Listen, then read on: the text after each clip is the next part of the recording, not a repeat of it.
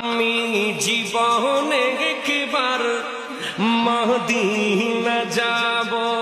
সুবহানাল্লাহ বলেন না, মদিনা যাব, মদিনা যাব, আমি নবীজির কদমে সালাম জানাবো। সুবহানাল্লাহ বলেন। যাব কেমনে খুদা রাস্তা দেখালাম, নবীজির দিদার মোরে নসিব করো না, নবীজির দিদার মোরে নসিব করো না।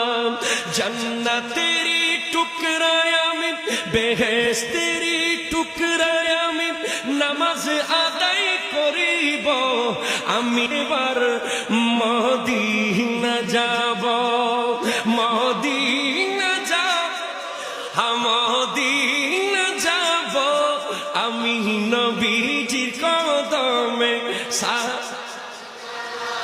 আর পাতের ময়দানে গেলে জীবনের গুনাহ মাফ হয়, খুদার রহমত সে তাহেরা দিন বর্ষণ হয়, খুদার রহমত সে তাহেরা দিন বর্ষণ হয়।